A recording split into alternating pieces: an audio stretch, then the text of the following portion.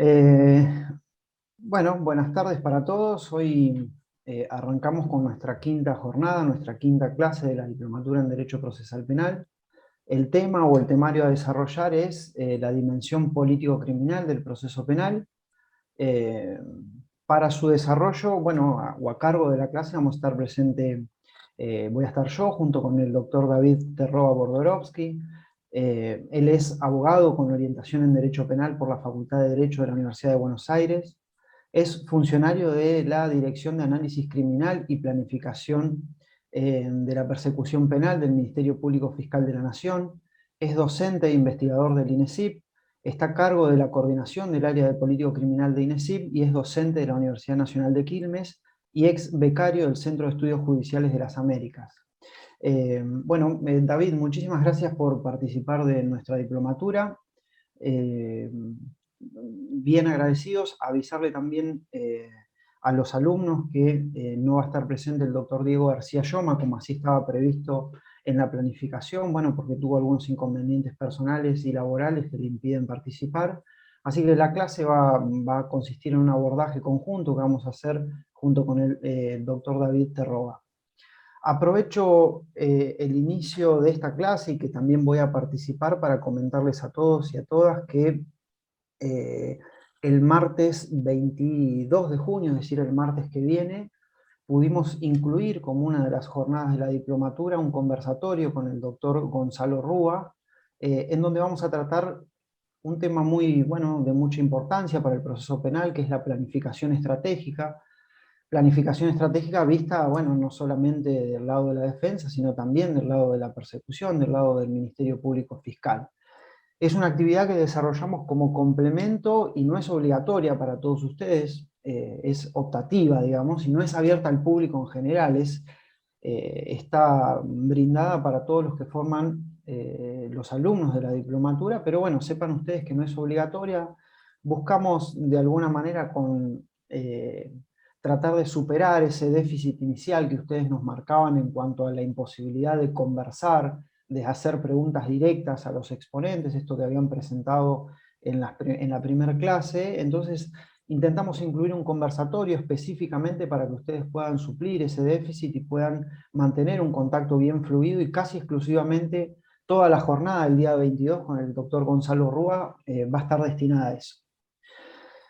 Bueno, me toca a mí la primera parte hacer una pequeña introducción del tema que nos toca dar hoy, que es el tema de la dimensión político-criminal del proceso penal. Este es el tema que nos toca dar a nosotros. Yo voy a hacer apenas una introducción y luego después David va a hacer el desarrollo de fondo, el desarrollo de contenido del aspecto político-criminal del proceso penal. A mí me toca hacer una pequeña introducción, porque yo, digamos, no es un tema común o recurrente en todas las especializaciones o en las formaciones de posgrado hablar de política criminal. Es decir, si bien es un tema muy en boga hoy, no es común que en el ámbito o en el desarrollo de una especialización procesal penal hablemos de la dimensión político-criminal, ¿no? Entonces, de alguna manera me pareció importante o me pareció necesario establecer como introducción una especie de justificación de por qué hablamos de política criminal en una formación de este tipo, ¿no? Y esto, yo estoy convencido, digamos, de que para justificar por qué desarrollamos política criminal o por qué desarrollamos este saber en el ámbito del proceso penal, tenemos que remitirnos un poco a evaluar o a hacer una especie de introspectiva respecto de los paradigmas formativos respecto de los cuales cada uno de nosotros fuimos formados, ¿no? Y establecer una especie de visión crítica de cómo fuimos formados nosotros, ¿no? Eh, ¿Por qué? Bueno, porque es muy frecuente hablar de procesos de reforma, es muy frecuente hablar de la necesidad de mudar de un sistema inquisitivo a un sistema adversarial. Eso es muy frecuente. Sabemos bien todos cuáles son las características de un sistema y del otro, pero no sé si está tan claro siempre de que el paradigma formativo que cada uno recibió, es decir, el modo en que fuimos educados, el modo en que fuimos aprendiendo las diferentes teorizaciones del proceso penal, no sé si todos estamos o somos bien conscientes de la implicancia que esto tiene respecto del sistema judicial en sí. Es decir, cada sistema judicial tiene de trasfondo, tiene una base que subyace a ese sistema, que es una base formativa, una base conceptual que luego le da sustento a la construcción de ese sistema en particular. Todos de alguna manera fuimos criados en base a un paradigma formativo, todos recibimos una estructura conceptual que en general, no digamos todos nosotros, ¿no? Pero sí en general, es un paradigma o es una estructura formativa que es bien propia de un sistema inquisitivo. Entonces, nunca podemos pretender mudar aquel sistema sin antes no establecer una consolidación bien sólida, digamos, de los aspectos conceptuales que están detrás de cada sistema que nosotros queremos abandonar o queremos mudar. Esto es un tema muy, qué sé yo, muy especialmente desarrollado por Alberto Binder. Él les va a decir lo siguiente, dice: el mantenimiento de un aparato conceptual pensado para un sistema distinto de base inquisitorial es una de las causas importantes que nos empujan a no comprender la lógica propia de los sistemas adversariales. Es decir, ahí hay, y se ve con claridad en esa frase, la inmediata correlación que hay en esta construcción formativa que nosotros tenemos que abandonar de una vez y para siempre, si es que definitivamente queremos abandonar el sistema, ¿no? Si definitivamente queremos dejar atrás un sistema inquisitivo, tenemos que dejar atrás también la construcción formativa de ese sistema inquisitivo.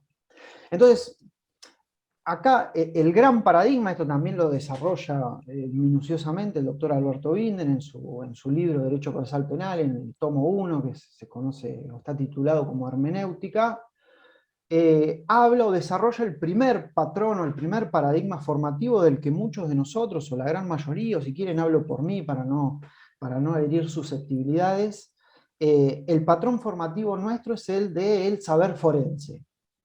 El saber forense es este patrón conceptual sobre el que todos nos formamos, que es un saber focalizado en el acento secuencial del proceso. Todos estamos formados, en más o en menos, en esta impronta de la focalización en el aspecto secuencial del proceso penal, y allí la enorme virtualidad que tiene en ese paradigma secuencial el tema del expediente.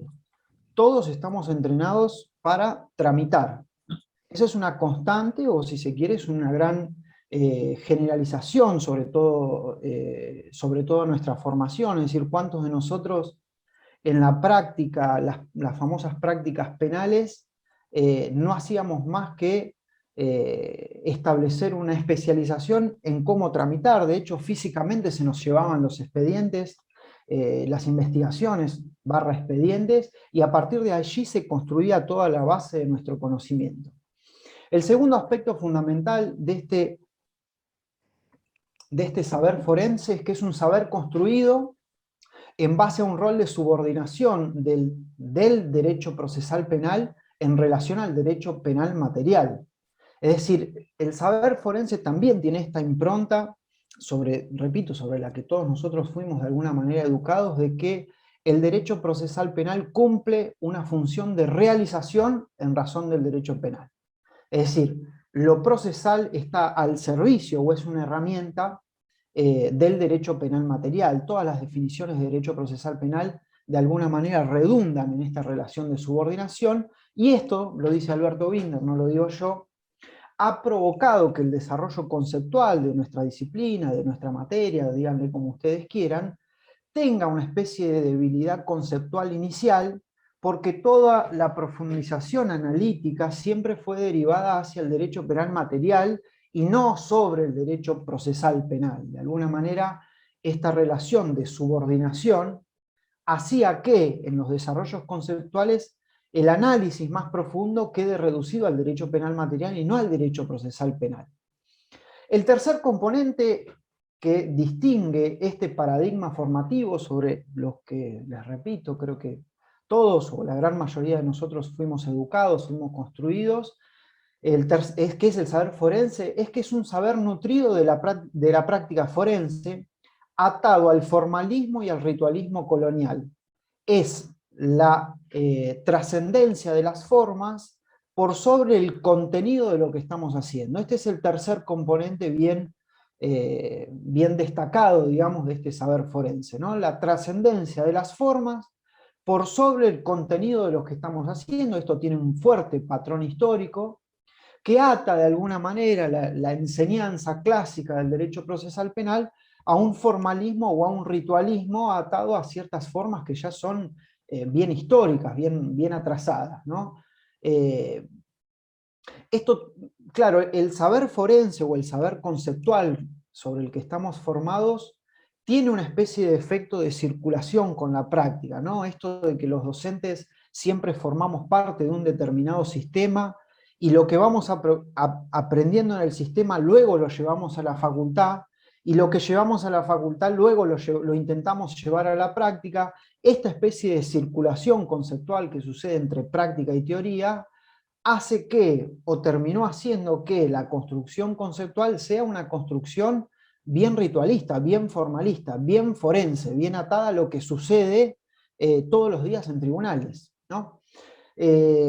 Bueno, y el cuarto componente que tiene este saber forense es que es un saber anclado en la descripción normativa de la normativa procedimental, es decir, cuántos de nosotros recibimos horas y horas y horas de clases de procesal penal en las que no hacían más que leernos el código de procedimiento penal.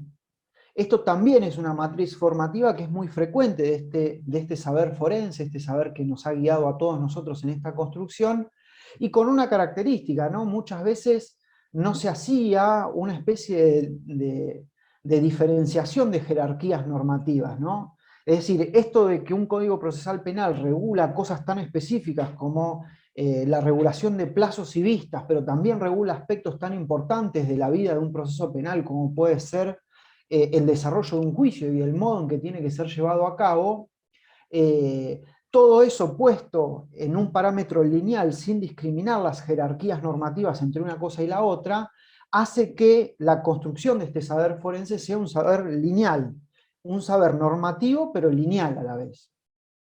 Y bueno, ¿y esto qué tiene que ver, digamos, con política criminal? Bueno, porque este saber forense también tiene una determinada perspectiva o una determinada visión del fenómeno criminal. Es decir, parte de este compuesto formativo que todos recibimos incluye una determinada posición, una determinada visión del fenómeno criminal. ¿Cuál es esa visión? Bueno, es lo que se conoce como el derecho penal infraccional. Todos nosotros tenemos o tenemos bien enraizada esta raíz infraccional respecto del fenómeno criminal. ¿Qué significa el derecho penal infraccional o qué significa tener o poseer o conceptualizar un fenómeno criminal respecto de un aspecto infraccional? Bueno, ahí yo les puse una definición. Es expresar una ilógica preponderancia sobre el conflicto secundario, ocultando el conflicto primario y las regularidades sociales que se encuentran detrás de él.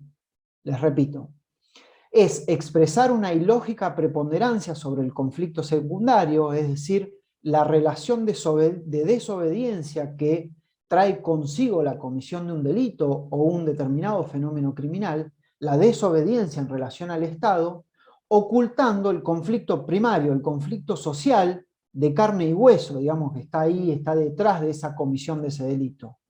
Eso es lo que se conoce como el derecho penal infraccional y también es una patente bien propia de este saber forense, esta matriz formativa respecto de la cual cada uno de nosotros recibimos. Eh, Acá también les pongo una frase de Alberto Binder. Dice, en relación a este derecho penal infraccional o a esta matriz formativa, este modo de ver el fenómeno criminal, dice, subyace en la justicia penal, en algún sustrato profundo, la idea de que en definitiva todo se trata de una lucha contra el mal. Esto es una versión reformulada de la vieja lógica inquisitorial de enfrentar el pecado. Es decir, nos cuesta a todos nosotros, con motivo de este sello, de este paradigma formativo, nos cuesta a todos nosotros muchísimo ver detrás de un fenómeno criminal, ver ahí un conflicto de carne y hueso. Todos nosotros estamos pensando en una relación de desobediencia en virtud de un imperativo normativo en relación al Estado, y no nos quedamos o nos olvidamos que detrás de eso hay un conflicto de carne y hueso, y mucho menos pensamos que detrás de ese conflicto hay una conflictividad social, es decir, que ese conflicto se encuentra inmerso en ciertas regularidades de conflictos que conforman ciertos patrones específicos, ciertos patrones comunes hacia esa conflictividad. Todos vemos en definitiva una relación de desobediencia con el Estado, por eso la respuesta no es una respuesta diversificada. Nosotros la única herramienta, digamos, que tenemos o con la que contamos o que pensamos que es la única herramienta es el castigo. ¿Por qué? Bueno, porque el castigo es el modo de recomponer esa relación de desobediencia. No miramos más allá de cuáles son los efectos de trascendencia de ese castigo.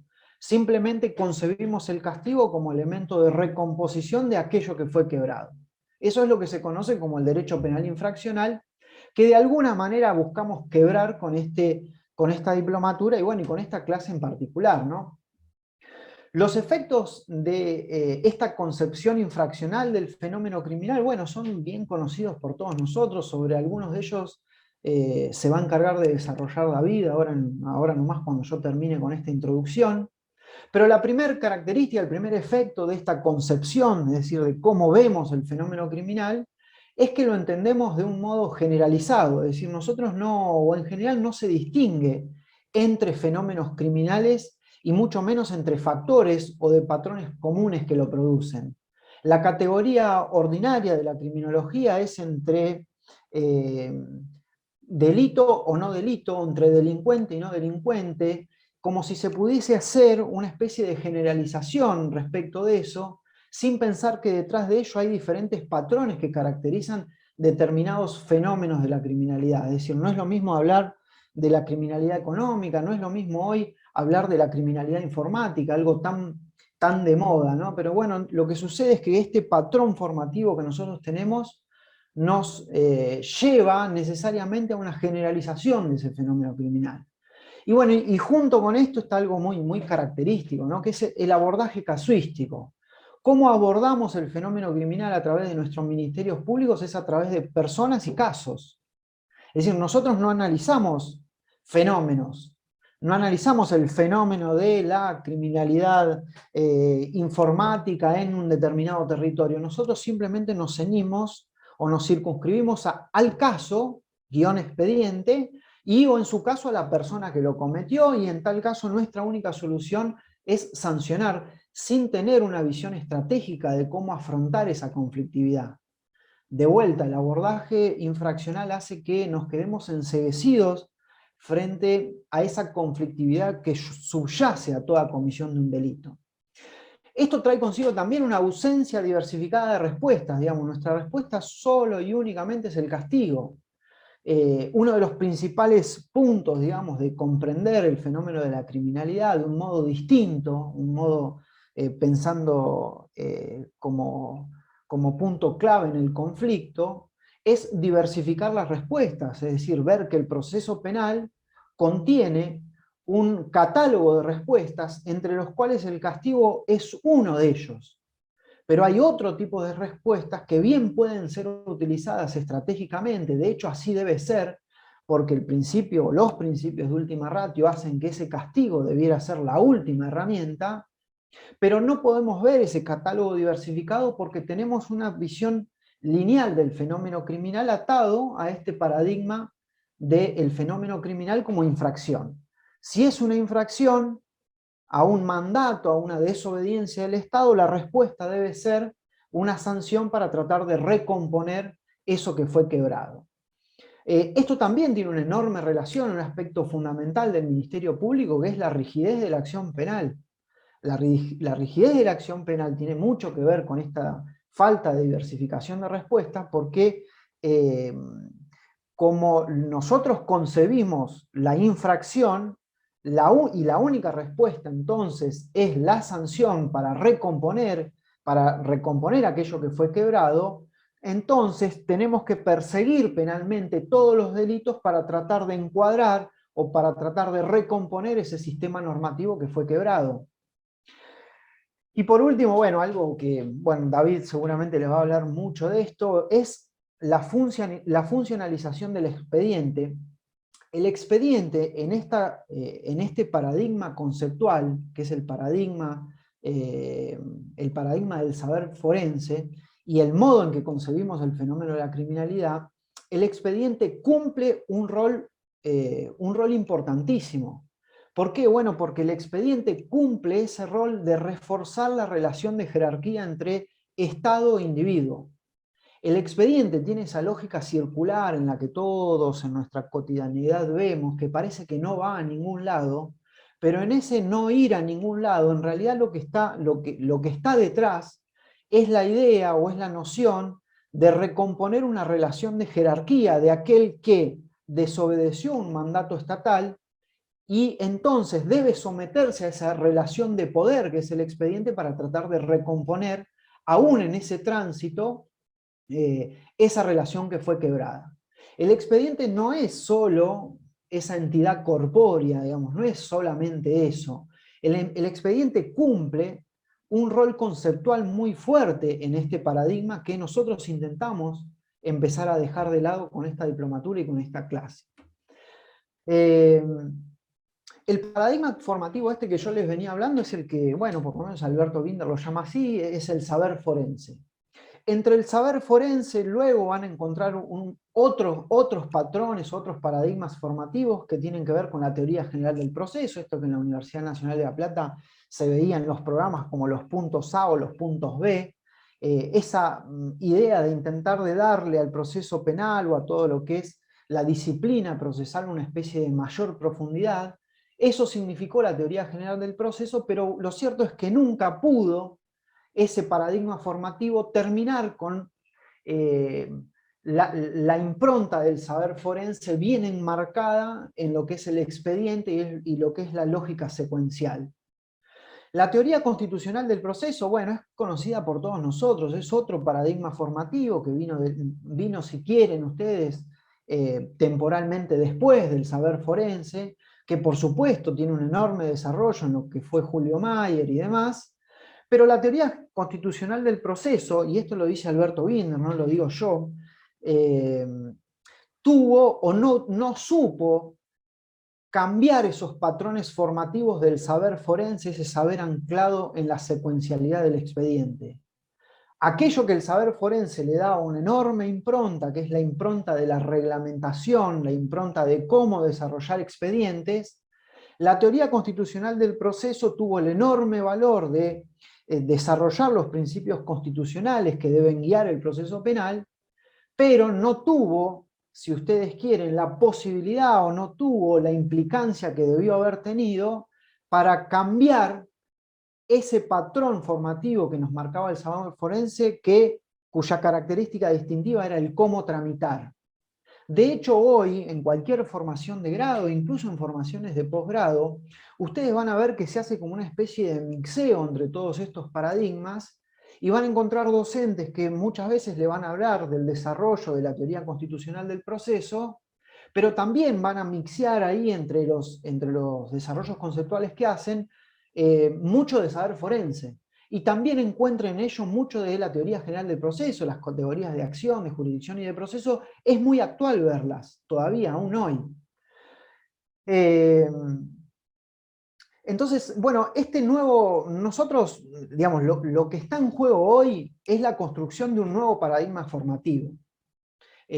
Lo que estamos transitando hoy es la intencionalidad de construir un nuevo saber que parta de esa teoría constitucional del proceso, pero que también pueda tener la posibilidad de impactar en la realidad concreta de los sistemas judiciales, tratando de conceptualizar, es decir, de tomar desde lo teórico los factores concretos de la práctica. ¿Qué es lo que le va a decir a Alberto Binder? Bueno, lo que él dice en su libro y lo que luego desarrolla, bueno, en diferentes clases, una de ellas la tuvimos nosotros acá, es que el análisis conceptual de los sentidos normativos que cada uno de nosotros hace a través del estudio del proceso penal no se puede quedar solo en eso, solo en el estudio del sentido de cada norma que nosotros estudiamos, sino que también tiene que hacerse cargo de los diferentes factores que impiden que nuestra construcción normativa pueda llevarse adelante en la práctica. Él concretamente habla de factores distorsivos de tinte político, de tinte histórico y de tinte organizacional. Es decir, son los tres factores que él pone y desarrolla como puntos que distorsionan en la práctica la conceptualización que nosotros hacemos. Por eso él habla tanto de eliminar la distancia que siempre solemos hacer entre teoría y práctica, a punto tal que define el derecho procesal penal como un saber práctico. Y junto con esto, y acá ya, sí, ya te dejo, David, ya termino, el segundo punto importante de este nuevo paradigma formativo es tratar de estructurar nuestro saber conceptual, nuestro saber respecto del derecho procesal penal, como un concepto de antinomia. Él concretamente lo que dice es: tenemos que sacar de nuestra estructura conceptual al expediente y empezar a ver el proceso penal como una antinomia. ¿Qué es una antinomia? Bueno, él dice, en definitiva, el proceso penal es una puja constante entre dos fuerzas. Una fuerza es la fuerza político-criminal, que es el tema que vamos a dar hoy, y otra fuerza es la fuerza limitadora o la fuerza de garantías. Todo el proceso penal en realidad no es más que una puja de esas dos fuerzas. Una representada mayormente en el Ministerio Público Fiscal, la idea de política criminal, del uso de la violencia con una determinada finalidad, y la otra es la posibilidad de limitar ese uso de la violencia para que no sea deshumanizante su ejercicio. Entonces este nuevo paradigma formativo requiere también una nueva perspectiva del fenómeno criminal. Si antes en nuestro paradigma formativo clásico de saber forense, el fenómeno de la criminalidad era visto como una infracción, ahora el fenómeno criminal tiene que tener como base de su visualización la idea de conflicto. Es decir, corrernos de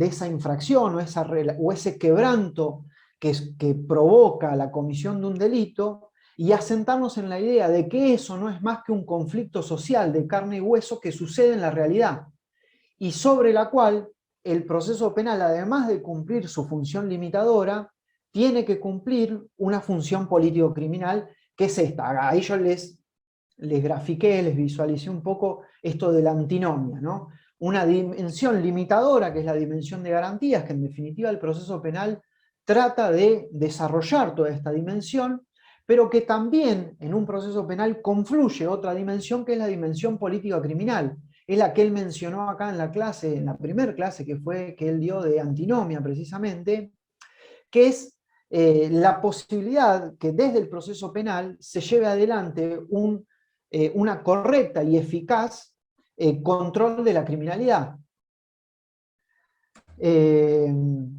Entonces, de alguna manera lo que quería que dejemos en claro es que este nuevo paradigma formativo tiene que ser la base estructural del sistema adversarial. Esto es lo mismo que decíamos al arranque, volver a lo que decíamos al inicio.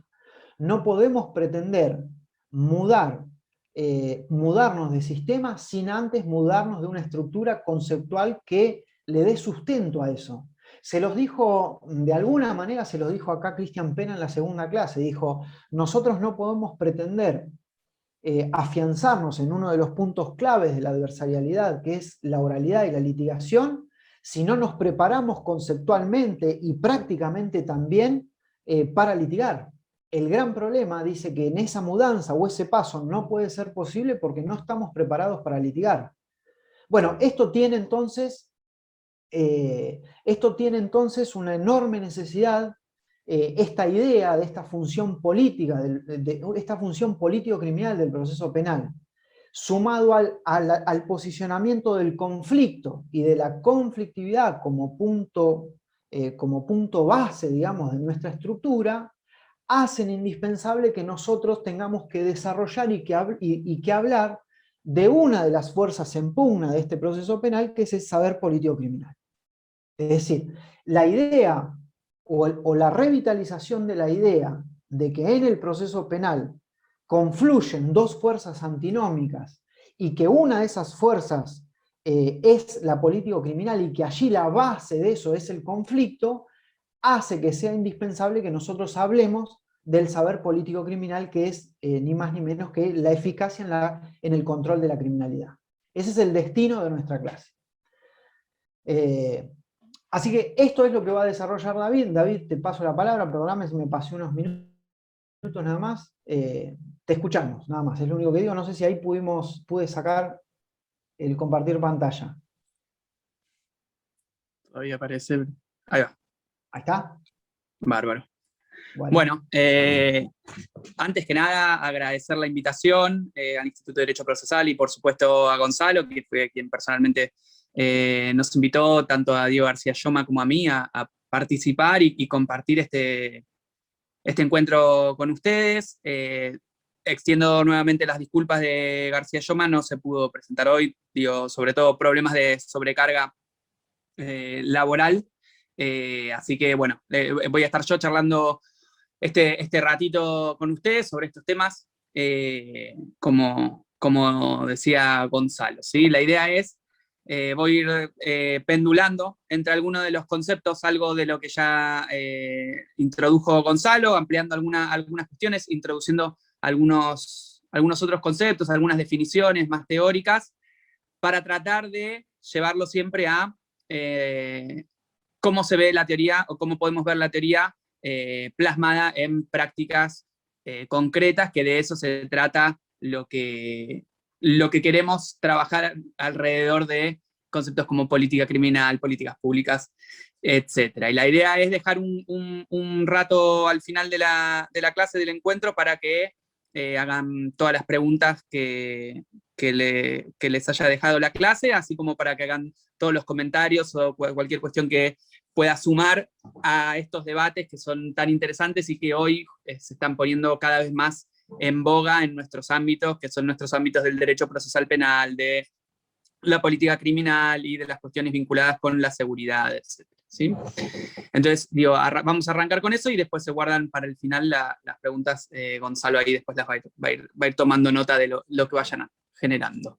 ¿Sí? A ver, acá Gonzalo introducía algo que a mí me parece que es central para pensar la política criminal y de qué hablamos cuando hablamos de política criminal, de qué hablamos cuando hablamos de política de persecución penal, de qué hablamos cuando hablamos de el rol del Ministerio Público Fiscal en esta materia, de qué hablamos cuando hablamos de conflictividades, modelos infraccionales, etcétera, y que tiene que ver con cómo se insertan todas estas nuevas discusiones en el marco del pasaje, y que nosotros como país a nivel federal lo estamos atravesando, aunque en forma tardía respecto de cómo lo fueron atravesando cada una de las provincias que componen a nuestra nación, y que es el pasaje al modelo adversarial, ¿sí? Esto tiene una incidencia directa en estos debates y en estas discusiones, porque el pasaje en lo que a la política criminal nos atañe, de lo que estamos hablando, y como bien introducía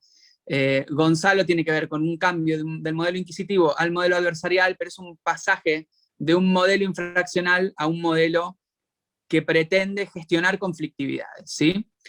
Esto necesariamente, y en lo que particularmente nos interesa para este curso, para el encuentro del día de hoy, nos lleva a pensar en cómo se involucran la necesidad de introducir nuevos procesos de trabajo al interior del Ministerio Público Fiscal que reemplacen aquellos que tradicionalmente tienen un fuerte componente relacionado con lo que conocemos como el principio de legalidad procesal. Ya sabemos, digo, seguramente acá ya es algo que hemos discutido en nuestros modelos clásicos de enseñanza del derecho procesal, que tiene que ver con el principio de legalidad procesal, con el modelo infraccional, con qué nos impone esta necesidad de que todo delito del cual toma conocimiento el Estado a partir de sus órganos que integran el sistema penal, en el modelo inquisitivo, los jueces, tiene que ser perseguible, de oficio, todo el tiempo, sin ningún tipo de lectura respecto de si ello es posible, si ello es necesario, si ello es útil, ¿sí? Hay una idea de que se comete una infracción a lo que nos propone el Código Penal, esa infracción necesariamente debe ser castigada, y como bien introducía Gonzalo, bajo un modelo no diversificado de respuesta de la acción penal, sino con una respuesta única que tiene que ver la investigación penal para terminar luego en un juicio y luego en una condena y luego en la cárcel, ¿sí? Entonces, la idea de salir de este modelo infraccional la tenemos que pensar emparentada con cómo desarrollamos y cómo introducimos nuevos modelos de nuevos procesos de trabajo al interior del órgano de persecución penal pública, que es el Ministerio Público Fiscal, ¿sí? Y cómo hacemos ese pasaje va a tener un impacto necesario en la actividad propia que se haga dentro de las fiscalías, va a tener un impacto necesario en el modelo de organización que adopten los ministerios públicos fiscales, y va a tener un impacto en el modelo de toma de decisiones al interior del Ministerio Público Fiscal, ¿sí? Acá es cuando vamos a pensar cómo hacemos este pasaje necesario desde la perspectiva del caso a la perspectiva político-criminal del proceso penal, ¿sí? Es necesario aclarar inicialmente que no se trata, no vamos a estar discutiendo ni de cuestiones éticas, morales, o las sensaciones que las distintas conductas delictivas puedan generar en uno o en otro, digamos. Está claro que algunas conductas nos parecerán más reprochables a algunos, otras conductas más reprochables a otros, pero no estamos hablando en términos morales o éticos, sino que lo que estamos hablando acá, básicamente y fundamentalmente, es en términos de políticas. Y cuando hablo de políticas, no hablo de políticas partidarias, sino que hablo de políticas públicas, que es un ámbito del cual nuestros temas, históricamente, se han visto completamente alejados, digamos. Cuando digo que se han visto alejados, no pensamos y no introducimos procesos de trabajo que sí hay en ámbitos de otras políticas públicas, y la política criminal no es más que otra política pública, que es la política pública que debe racionalizar el uso de los instrumentos violentos que tiene el Estado para gestionar los conflictos, ¿sí? En otros ámbitos esto está bien difundido, ampliado, hay procesos de trabajo afianzados, hay una perspectiva de trabajo vinculadas con objetivos, con alcanzar resultados, con tener algún impacto en la realidad social que se va a modificar con las herramientas propias del segmento de la política pública que corresponda, y nosotros en política criminal, nosotros en derecho procesal penal o en derecho penal, nos mantuvimos históricamente alejados de esas discusiones. ¿Por qué? Por la permanencia del modelo infraccional del principio de legalidad procesal que nos impone que nosotros vamos a perseguir todo, no importa el impacto que eso genere en el entorno criminal en el que yo estoy metiéndome. Cuando yo digo, desde el sistema penal selecciono un caso, ya sea de un caso simple, como sea un caso de criminalidad compleja, sea un robo de celulares, como sea un caso de trata de personas, como sea un caso de tráfico internacional de estupefacientes, voy a tener un impacto en ese entorno criminal.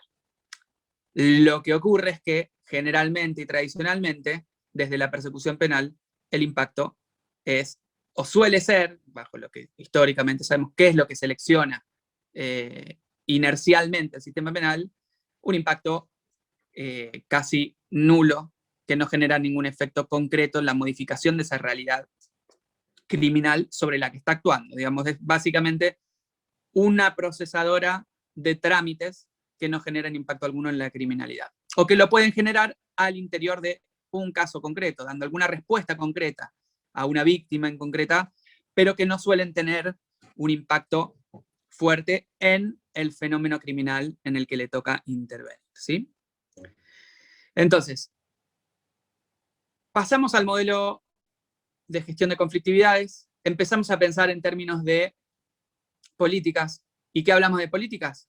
¿Qué hablamos cuando decimos políticas? De cómo vamos a poner en juego los recursos, que son siempre escasos, que tiene el Estado, y que particularmente va a tener el órgano de persecución penal, el Ministerio Público, y las policías en su función de investigación, y especialmente, fundamentalmente, y esta es la discusión que debemos dar, cómo lo hacemos en forma eficiente y eficaz. Cómo damos un uso eficiente de nuestros recursos, que insisto, son escasos, y cómo lo hacemos eficazmente, cómo logramos tener impacto en el entorno, en la realidad en la que nos toca intervenir, y cómo hacemos que se traduzcan en resultados concretos. ¿Cómo hacemos para administrar eficiente y eficazmente, racionalmente los recursos para lograr resultados concretos? Que, insisto, son cuestiones que en otros ámbitos de las políticas públicas están fuera de discusión. Es decir, cuando nosotros establecemos un modelo para reducir los índices de analfabetismo en alguna región de nuestro país, lo hacemos con objetivos, lo hacemos con metas, lo hacemos con plazos, y lo hacemos con herramientas propias de esa política que las disponemos de una forma estratégica para lograr el impacto. Si yo quiero reducir los niveles de analfabetismo en una determinada región, voy a tener que plantearme en qué medida lo voy a querer reducir, en qué tiempos, con qué características, con qué programas voy a avanzar, etc. En el ámbito de la política criminal, no es común que tengamos estas discusiones. Es común que nos vayamos por el lado de los formalismos, que nos vayamos por el lado de los ritualismos, y que nos vayamos por el lado del caso concreto y de la persecución regida bajo el principio de legalidad procesal. Luego vamos a trabajar específicamente algunas cuestiones de que, cuando pensamos en resultados en política criminal, resultados concretos, cuáles son los niveles de resultados que podríamos discutir o que podríamos pensar, ¿sí? Entonces, les decía anteriormente que para poder avanzar en este sentido, necesitamos introducir nuevos procesos de trabajo, nuevos modelos de trabajo, nuevas herramientas que reemplacen a las viejas prácticas, digamos, que reemplacen esta lógica infraccional del proceso penal, ¿sí? Ahí es donde aparece, en el ámbito de los ministerios públicos, lo adelanto y ahora después lo profundizamos, esta idea del análisis criminal. ¿Cómo hacemos para poder empezar a pensar en términos de problemas criminales? ¿Cómo hacemos para visualizar un problema criminal? ¿Es el robo, es el caso de un robo de celular un problema criminal?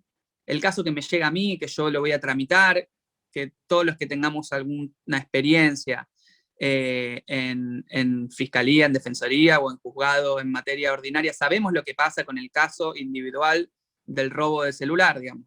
Va al archivo, digo, por lo general. Si tenemos mucha suerte, vamos a lograr identificar al autor. No suele pasar en el 80% de los casos de este tipo de criminalidad. Y si tenemos más suerte todavía, vamos a lograr recuperar el teléfono, que finalmente es el problema que tuvo la víctima concreta de ese delito. No suele pasar, y esto lo sabemos, en casi ninguno de los casos en los cuales se roba un teléfono celular. Ahora, cuando yo le introduzco una perspectiva de política criminal, yo empiezo a desarrollar modelos para pensar cómo puedo hacer yo para reducir los casos de robo de celular. Si yo en la ciudad de Buenos Aires tengo, vamos a hablar de números de fantasía, 100.000 casos de robos de celulares por año, ¿cómo puedo hacer yo para verdaderamente tener un impacto en eso que claramente es un problema, que claramente es una problemática, digamos, que le roben el celular a 100.000 personas por año, es un problema para esas 100.000 personas, es un problema de seguridad, es un problema respecto de los bienes que esas personas acceden, y es un problema que puede tener una incidencia mucho mayor si es con altos niveles de violencia, si eso luego se traduce en muertes, en lesiones graves, en hospitalizaciones, etc. Entonces, desde la perspectiva de la política criminal, el caso del robo de celular lo voy a pensar en términos de cómo hago para reducir, o bien en términos de volumen o de frecuencia, o bien en términos de que sea con menor violencia, ¿sí? Esos son distintos niveles en los cuales yo me puedo plantear esto, ¿sí? Antes de introducirnos en casos concretos y en desarrollar un poco qué vamos a hacer con eso, digamos, quiero aclarar y separar algunas cuestiones de definiciones para poder clarificar a qué nos referimos cuando hablamos de política criminal, a qué nos referimos cuando hablamos de política de persecución penal, a qué nos referimos cuando hablamos de política de gestión de los conflictos. Y vamos a empezar por esta última. Gonzalo ya un poco lo estuvo hablando, pero sin necesidad de entrar en una clase de sociología ni nada por el estilo. Vamos a decir que, al contrario de los modelos infraccionales que se sostienen sobre la idea del orden, en los modelos de gestión de conflictividad lo que vamos a pensar es en el conflicto como un dinamizador. El conflicto siempre va a ser un dinamizador de las sociedades. Muchas veces la existencia del conflicto lo que termina generando es un avance en términos de mejoras democráticas en las sociedades en las que vivimos. Entonces, lo primero que se destierra de esta idea es el conflicto como algo malo. Digamos. El conflicto va a estar dado cuando tengamos situaciones en las cuales se genera daño para lograr los bienes o las posiciones de otras personas, cuando se genera violencia, cuando se provocan conflictos violentos para agredir a otras personas. Pero desde el modelo de gestión de la conflictividad, lo que se busca es justamente gestionar esos conflictos, introducirlos en lo que es la maquinaria de las políticas públicas, para darles un sentido positivo, para poder transformarlos y para poder finalmente reducir los niveles de violencia en la sociedad, ¿sí? Y en eso nosotros, como órganos de persecución penal, tenemos una incidencia directa, porque vamos a intervenir necesariamente en los conflictos que se manifiesten más violentamente. Digo, los robos, las muertes, los secuestros, etc. ¿sí? Entonces, la propia idea de los modelos de gestión de conflictividades destierra la idea negativa del conflicto para empezar a pensar cómo absorber esos conflictos, cómo absorber violencia social, con la paradoja de que lo vamos a hacer desde los instrumentos violentos, es decir, lo vamos a hacer con violencia, en el nivel de la persecución penal y en el nivel de la política criminal. Pero ¿cómo vamos a hacer para absorberlos y transformarlos? Y por finalidad última, reducir la violencia. ¿Por qué? Porque niveles de conflictividad existieron, existen y van a existir siempre en toda sociedad. Entonces, la falsa promesa de los modelos de orden de que vamos a eliminar la conflictividad se agota en eso mismo. Termina siendo una fantasía, una falsa promesa. Sabemos que eso no es realizable. ¿Sí? Entonces, el modelo de gestión de conflictividad pretende absorberlo, reducir violencia. Y acá entramos nosotros desde la persecución penal en el último nivel. Siempre como bajo el criterio de la última ratio, bajo el criterio de que estamos introduciendo violencia, porque la violencia estatal también es violencia social. Entonces estamos introduciendo violencia, la vamos a tener que hacer en términos siempre que se cumpla con que sea posible, que nuestro instrumento haga posible reducir violencia, que sea necesario y que sea útil, ¿sí? Que nuestro instrumento realmente sea el instrumento seleccionado, la herramienta seleccionada para reducir violencia. ¿Sí? Que cuando yo aparezco con la política criminal, no le esté echando básicamente más leña al fuego. ¿Qué es lo que sucede muchas veces cuando intervenimos desde los instrumentos violentos? ¿Sí? Entonces, esto para, concepto de conflictividad, gestión de las conflictividades. ¿Sí? Cuando hablamos de política criminal, y esto es lo que les venía un poco anticipando, vamos a hablar de un segmento de las políticas públicas que tiene todo Estado, en la cual la herramienta son las herramientas violentas. ¿Cuáles son las herramientas violentas que tiene el Estado? La policía, el Ministerio Público Fiscal y las cárceles. Esas son las 3 herramientas directas que tiene el Estado para gestionar conflictos en este último nivel. Después vamos a tener herramientas impropias que colaboran con la política criminal, los sistemas de lo que podemos pensar de sanciones administrativas, etcétera, AFIP, etcétera. Son todas colaboraciones que van a hacer con las herramientas violentas del Estado. Pero básicamente estamos pensando en términos de Ministerio Público Fiscal, policías y sistemas penitenciarios, cárceles, etcétera. ¿Sí? Entonces, lo que vamos a empezar a pensar, si lo vamos a pensar como una política pública más, vamos a tratar de introducir, de traer a nuestro ámbito herramientas que ya están desarrolladas en otros ámbitos de las políticas públicas. Este ejemplo que les daba respecto de políticas de alfabetización. Lo mismo lo podemos tratar para políticas de salud, políticas educativas, etcétera. ¿Sí? Digamos, la política criminal la tenemos que empezar a pensar en esos términos, en términos de resultados, en términos de objetivos, en términos de herramientas, en términos de estrategias.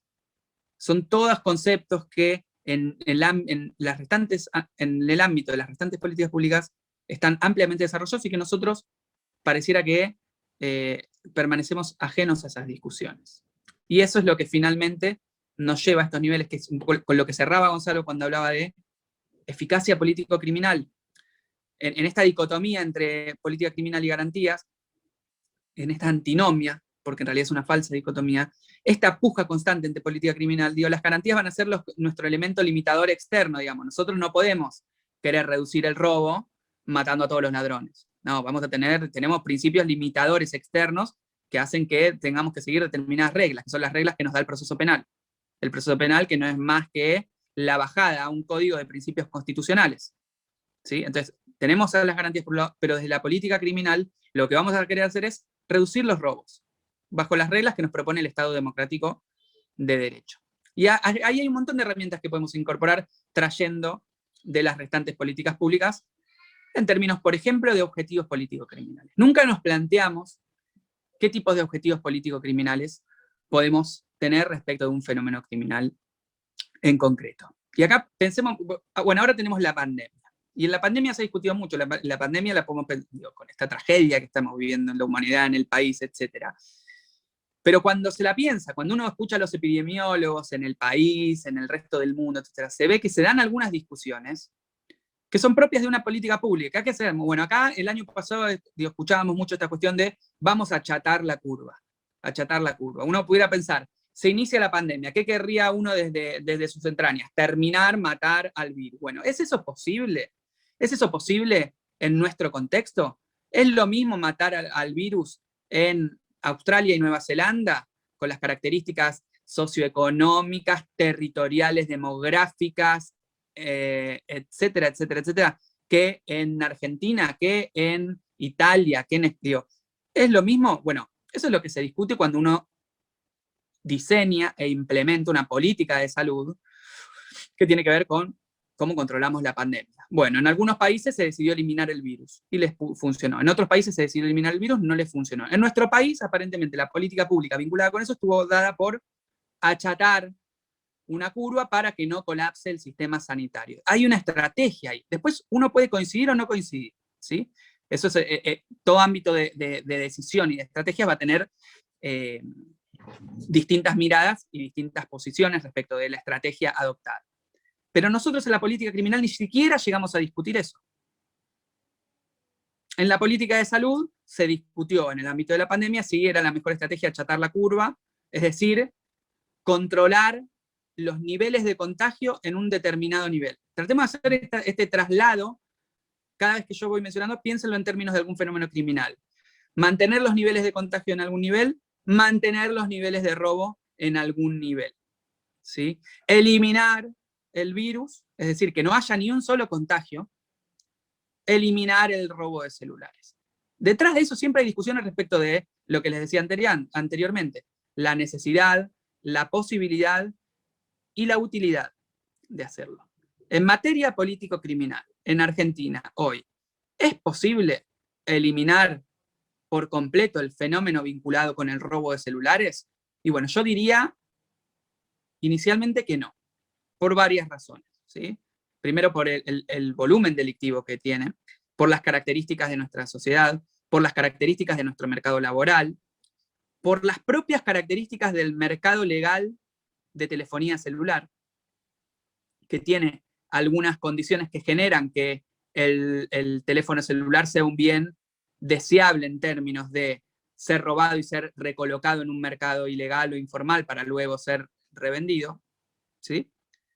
Entonces diría, bueno, mi mejor estrategia, si yo voy a implementar una estrategia, no va a ser eliminar el robo de celulares, pero yo sí puedo pensar en términos de controlarlo, en términos de reducir violencia y disponer mis herramientas en esos términos. Bueno, tengo 100.000 casos de robo de celulares en la ciudad de Buenos Aires por año. Puedo pensar estratégicamente que de acá a 2 años disminuirlo a la mitad. ¿Cómo puedo hacer para disminuirlo a la mitad?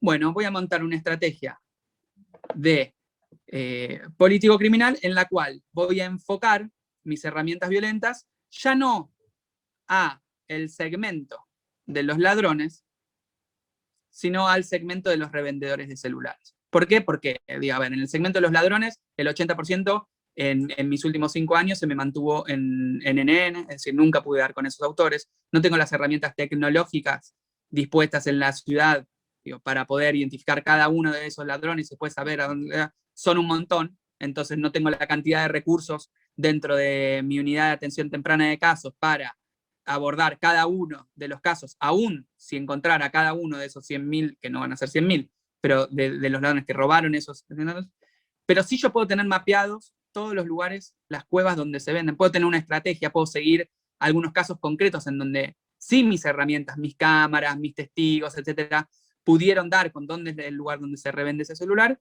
y tener una estrategia muy agresiva durante 2 años frente a los lugares donde se revenden los celulares robados, como una forma de desalentar el robo. ¿Sí? Y esto lo estoy diciendo obviamente rápidamente, esto requiere de una ingeniería compleja, de estrategias complejas, de evaluar la capacidad que tienen mis herramientas de lograr ese impacto, pero en general no llegamos a esa discusión en la política criminal. ¿En dónde se agota la discusión? En la perspectiva del caso. ¿Sí? La discusión se agota dentro de los ministerios públicos, llega el caso y lo archivo. Y tal vez sí desde las policías y de los ministerios de seguridad se piensa un poco más en lógica del fenómeno y se trasladan los dispositivos, se piensa mejor el patrullaje, porque hay una lógica, sí, en las policías, más que nosotros en nuestra visión de funcionarios, agentes, etcétera, del Ministerio Público Fiscal, una lógica de fenómeno, de pensar como fenómeno y pensar sobre todo como problemas, porque lo que estamos teniendo son problemas sociales, son problemas criminales, pero no dejan de ser problemas que les tenemos que dar algún tipo de abordaje, ¿sí? Entonces, bueno, insisto, la idea de política criminal como una idea de política pública, como una idea de tener objetivos, metas, de alcanzar resultados y de cómo vamos a disponer estratégicamente nuestras herramientas, ¿sí? Y la política criminal va a involucrar 3 niveles, 3 fases, digamos, la idea de prevención, la idea de disuasión y la idea de reacción, ¿sí? Y la idea de reacción es donde entra la política de persecución penal. Digamos, en este último nivel, ahí donde no pude prevenir, donde no pude disuadir, o donde no alcanzó, ¿cómo hago yo desde la persecución penal para tener una política en los términos que vengo mencionando y que venimos tratando, de persecución penal para esta situación? Digamos, ¿cómo voy a disponer los casos? ¿Cuáles van a ser mis casos testigos? ¿Cómo mis fiscales y mis funcionarios van a investigar una determinada problemática? ¿Sobre qué segmento del mercado se van a concentrar? ¿Vamos a ir por los ladrones? ¿Vamos a ir por los reducidores? ¿Vamos a ir por los que hacen las ofertas? ¿Vamos a ir por los que disponen de herramientas web para ofrecer estos bienes robados, etcétera, ¿sí? Entonces ahí es donde entra la persecución penal propiamente dicha. ¿Con qué estrategias? Tradicionalmente, ¿cómo investiga el Ministerio Público Fiscal? En forma reactiva. Nos traen un caso, nos trae la policía algún caso, nos trae los medios de comunicación algún caso, nos trae una víctima, un caso, una noticia criminal, y desde el Ministerio Público transformamos ese hecho, esa noticia criminal, en como decía Gonzalo también, en un expediente, que lo voy a tramitar con mejor suerte, va a ser un expediente más complejo, más simple, vamos a lograr un mejor impacto en el caso concreto, vamos a lograr identificar al asesino o al tratante o al gran vendedor de drogas, etc., pero se va a agotar en un caso concreto. Esa es la persecución penal tradicional, que tenemos que reemplazar en este pasaje hacia el modelo adversarial, en este pasaje de modelo de proceso de trabajo, en un Ministerio Público Fiscal proactivo. Algo que también generalmente en las cátedras de Derecho Procesal discutimos con la proactividad y cómo hacemos, pero que siempre en general esa discusión se agota en la persecución de oficio. Que la persecución de oficio tiene que ver con, por ejemplo, en vez de que me lo traiga la policía, me aparece una noticia en el diario y yo inicio una investigación por la noticia. Bueno, eso no es persecución, eso no es proactividad del Ministerio Público Fiscal. Proactividad del Ministerio Público Fiscal es que yo tomo el conocimiento, porque analizo mis estadísticas, porque analizo mi información, porque trabajo en conjunto con las policías, con otros actores estatales, en donde visualizo un problema, identifico un problema criminal y defino una estrategia, diseño un plan, diseño una estrategia para perseguir penalmente algunos de los fenómenos criminales en sus distintos niveles. Bueno, voy a tener un plan para ver qué hago con el mercado de sustancias de estupefacientes dañinas para la salud en la Argentina durante 2 años. Voy a tener un plan para el robo de bienes personales, entre los que puede estar el celular, entre los que puede estar el estéreo del auto, entre los que puede estar el auto. Voy a tener un plan para la explotación sexual de personas y la esclavización de chicas que son tratadas y traídas desde... Bueno, voy a tener un plan para cada fenómeno, no un solo plan, no una política criminal, sino un plan específico para cada uno de esos fenómenos criminales y después vamos a volver fuertemente sobre esta idea de fenómeno, qué es un fenómeno criminal, para poder pensar cuántos planes voy a materializar, cuántos planes voy a diseñar, cómo voy a implementar, qué estrategias puedo tener al respecto, ¿sí?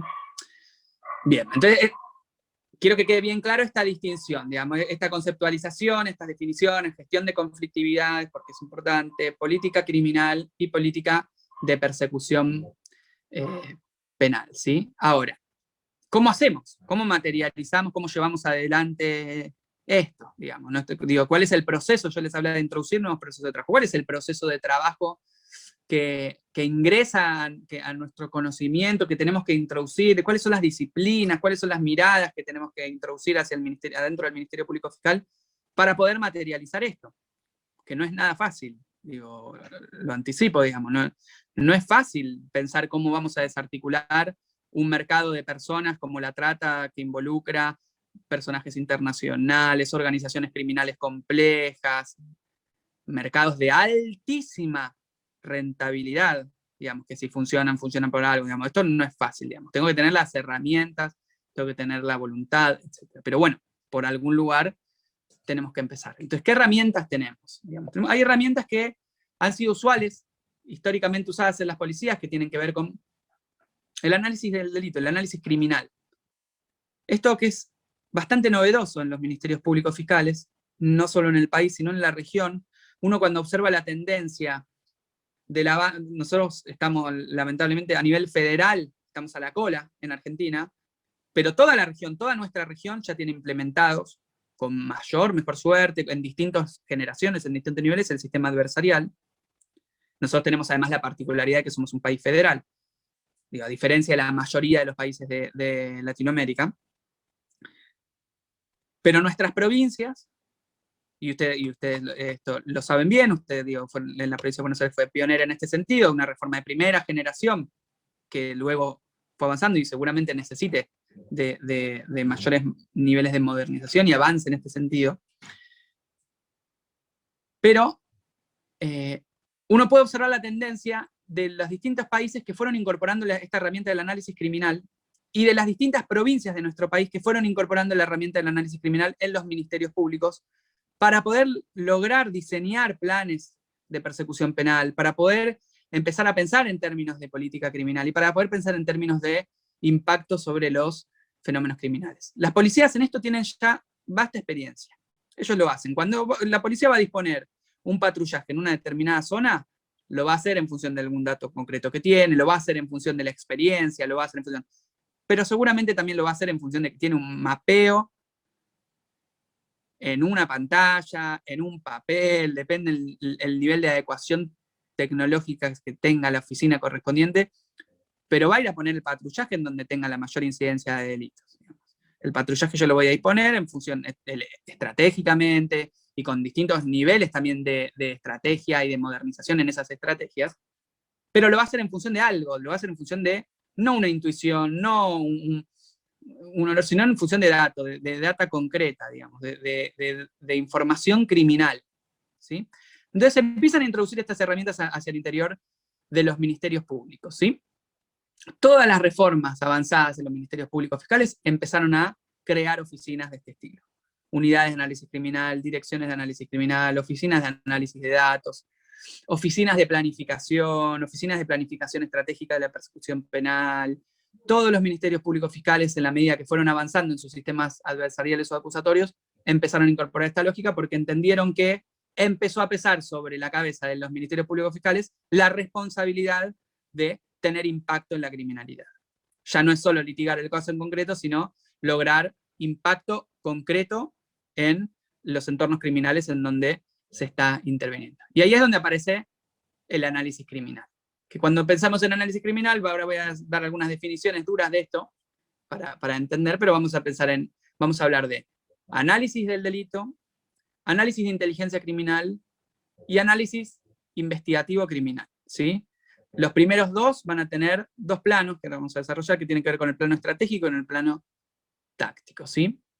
Vamos a unas definiciones, las vamos a hacer más o menos rápido, cualquier duda después a la hora de las preguntas me las dicen. Pero cuando hablamos de análisis del delito, vamos a focalizarnos en el estudio de hechos delictivos para la identificación de patrones, series, tendencias y problemas criminales, problemas delictivos, ¿sí? ¿Cuándo voy a tener un patrón? Cuando dos o más delitos van a estar unidos por factores comunes, ¿sí?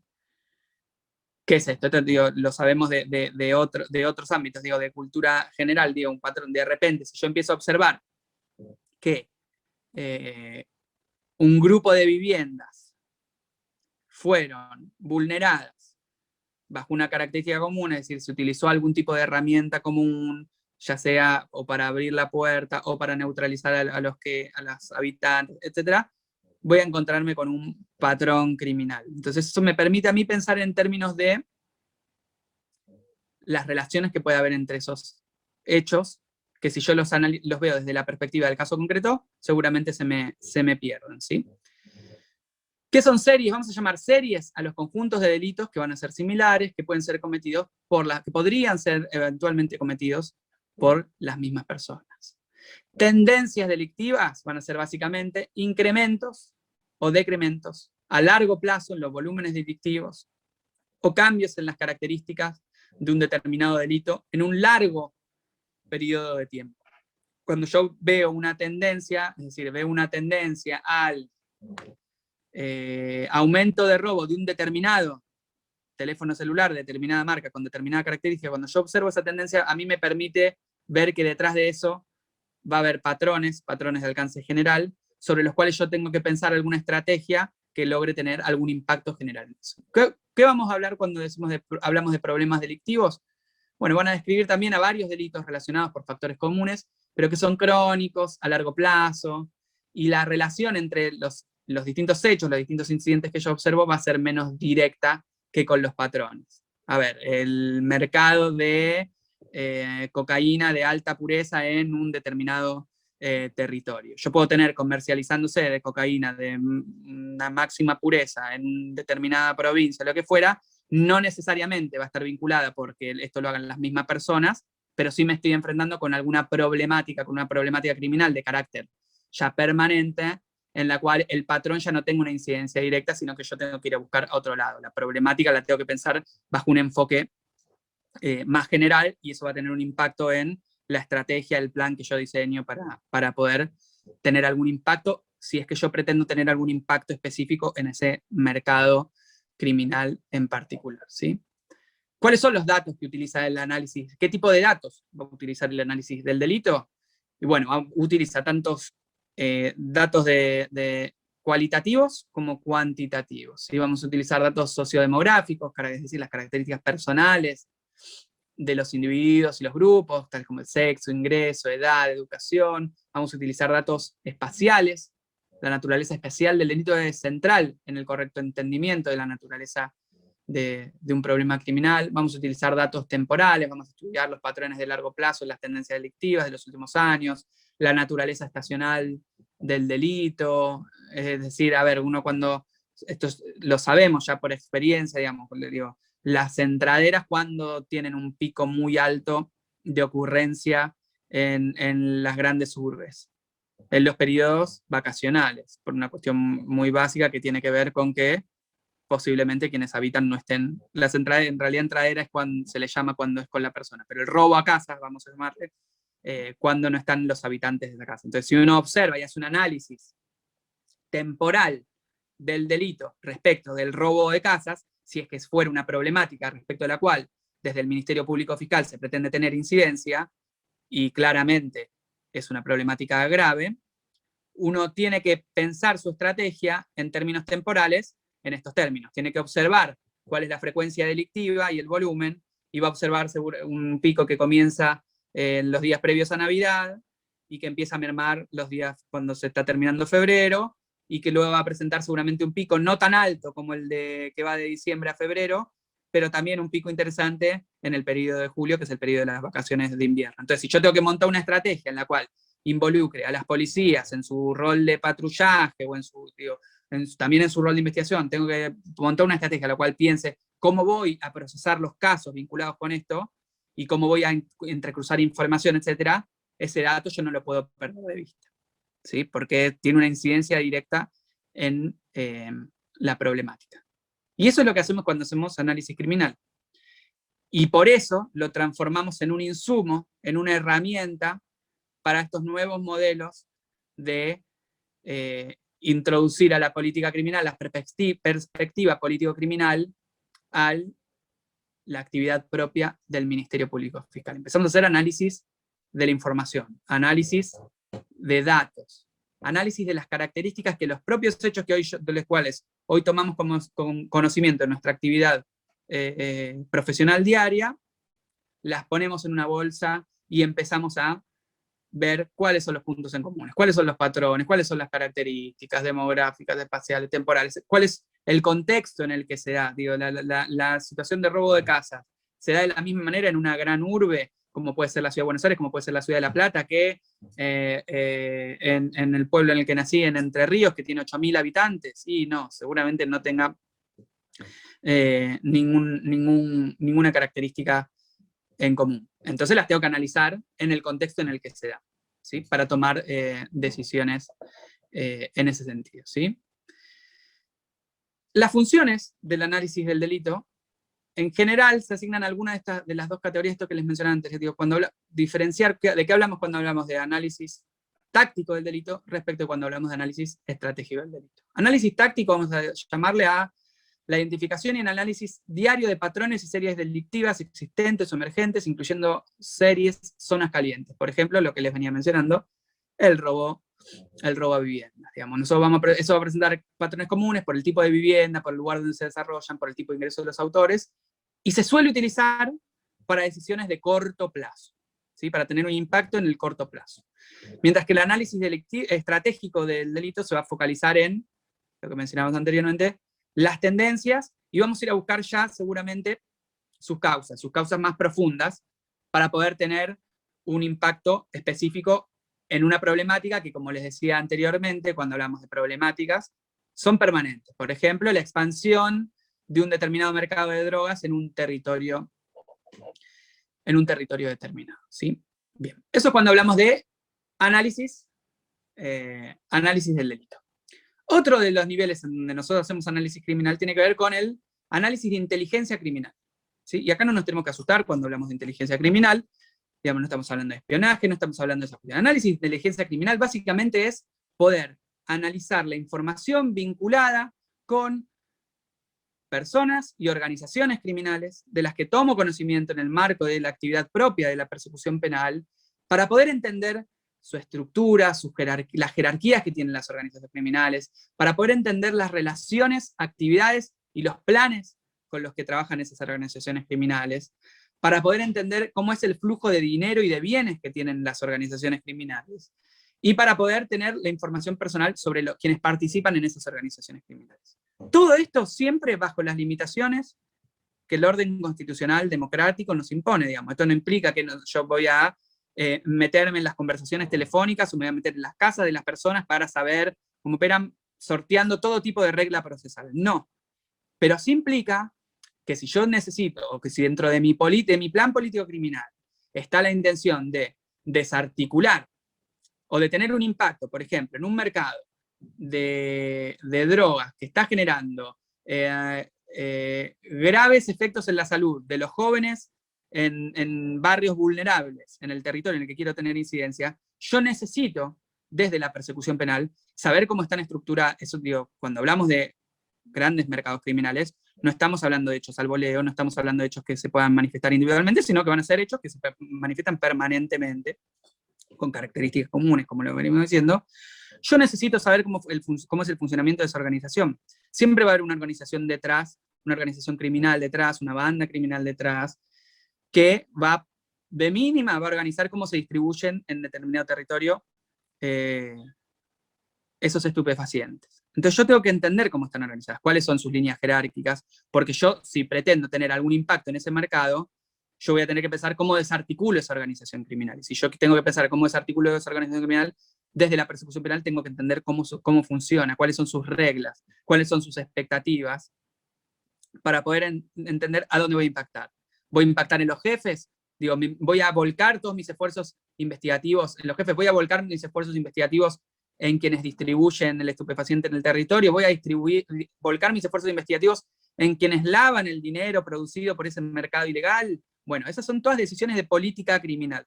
Son todas decisiones de política de persecución penal, en los cuales necesito, para decidir, conocer. Sea en un mercado complejo, como este último que hablamos, sea en un mercado un poco más simple, como puede ser el de robo de celulares, sea en un fenómeno como puede ser más de corto alcance, como el de robo de casa. Yo necesito conocer, necesito saber, necesito tener información analizada para poder tomar decisiones estratégicas que finalmente logren algún impacto, ¿sí? Y por último tenemos lo que llamamos el análisis investigativo criminal, que esto es lo que estamos más acostumbrados en la investigación penal del caso en concreto. Es decir, la investigación en donde creamos perfiles de los posibles sospechosos, físicos, conductuales, psicológicos de las personas, basándonos en las características de los delitos que cometieron, etc. ¿Sí? Hoy por hoy, los autores que vienen trabajando estas miradas, y la verdad que nosotros no tenemos amplios desarrollos en eso, si bien los tenemos, los autores que vienen trabajando esto últimamente lo están pensando en integrar estos tres niveles, digamos, para el análisis del delito, tener trabajados estos tres niveles en forma integral, no pensarlo en forma separada. Pero también va a depender del nivel de la organización, de la amplitud, del volumen de la organización, del tamaño, de la incidencia donde tiene que desplegar su trabajo, si tenemos unidades tácticas y estratégicas integradas, si tenemos una unidad estratégica, y por otro lado unidades tácticas, y por otro lado unidades investigativas, etc. Cuando trasladamos estas concepciones, que son propias, como les decía al principio, esto tiene amplios desarrollos en las policías, pero cuando trasladamos esto al ámbito de los niveles de organización o los modelos de organización del Ministerio Público Fiscal, claramente podemos pensar en los fiscales como nuestro órgano investigativo del caso, que van a investigar casos en función de una estrategia y en función de una política de persecución penal que puede ser diseñada a nivel estratégico en lo que es el vértice de la organización, los fiscales generales, y que luego podemos tener a nivel táctico, fiscales del caso, en donde se va trabajando tácticamente cada una de las problemáticas que venimos trabajando, ¿sí? Espero no ir muy rápido, después ahí vi que estuvieron escribiendo ya preguntas, después al final cualquier cosa me lo dicen, ¿sí? Ahora, les decía, todo esto, y introducimos estas herramientas al interior del Ministerio Público Fiscal para poder tener insumos, herramientas, para avanzar en la proactividad, para avanzar en la idea de estrategia, para avanzar en la idea de materializar los objetivos, para poder entender la criminalidad, para poder conocerla, digamos. Y acá es donde vamos al paso, a esto que venimos hablando, y que lo mencionaba Gonzalo también al principio, de los fenómenos criminales, digamos.